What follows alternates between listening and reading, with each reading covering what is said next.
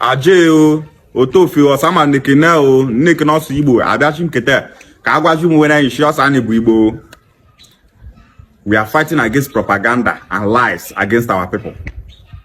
Those our Ukwuani people, Ika people, Ikwerre people, and other regions of Igbo land denying that they are not Igbo people, saying Ikwerre is Ikwerre, Oba is Oba, Ukwuani is Ukwuani. Let me tell you something. Ukwuani is just a region of Igbo land. Ikwerre is a region of Igbo land. Oba is a region of Igbo land. Izi is a region of Igbo land. Isu is a region of Igbo land. Nri is a region of Igbo land.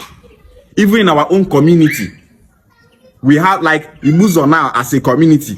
They have Umueze quarters, Umuneze quarters, Oboli quarters, Umuiso quarters, Okwanta quarters. Onyokwanta can identify as Onyokwanta. Okwanta person will not go to Umueze quarters to share property there or to identify as Umueze person. Never. Eboye bikona wachi. Monogosi hosin and Ibuzo nchabu hofu. All Ibuzo are one people. Man, Oyabona Malese boundary, Mali family, Mali Ogbewe. Ukwuani just like a quarters in Igbo land. Or not, Ukwuani did not like Ogbe. Ukwuani is just a quarter, a region, Ogbe with their own dialect. Ikwerre the same thing. Ikwerre is a region in Igbo land with their own special dialect. Their dialect is called Igbo. If you like call it Ikwerre, your dialect is called Ikwerre because of your region and the name of your geographical location. Our dialect is called Ukwuani because of our region and geographical location. If you go to Nri now, what are you speaking? We are speaking Nri. They called it Nri, but it's Igbo. That Nri is because of their location and region. If I speak Igbo now, Ukwuani, you say, wow, Onya na suku Igbo.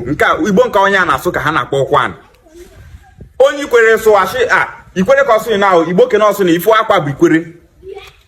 Onye Enuani so ashe ifo so na bu Enuani o Igbo ka so ne. Oya ma dis Igbo na su n'onu n'onu. Any Igbo dialect you speak is Igbo language. If someone asks me speak Igbo, I will speak Ukwuani for that person. I will speak Ukwuani for that person. If that person tell me speak Igbo Ezugbe, I will speak Igbo Ezugbe for that person. Igbo Ezugbe is just like the central Igbo dialect carved out for easy understanding for the general Bia speaking people. Call it Ukwuani language. Anything you call it, Ukwuani remains Igbo language. Ikwerre remains Igbo language. Oba remains Igbo language. Any dialect in Igbo land that you speak is Igbo language. There's nothing like we are Ikwerre, we are not Igbo. We are Ukwuani, you are not Igbo. Aya daketa weje woli ogbuni we gba di sia unu.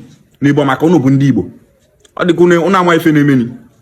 Deny what you are today. The world see you as Igbo person because they know that you are Igbo. Your enemy knows you more than yourself.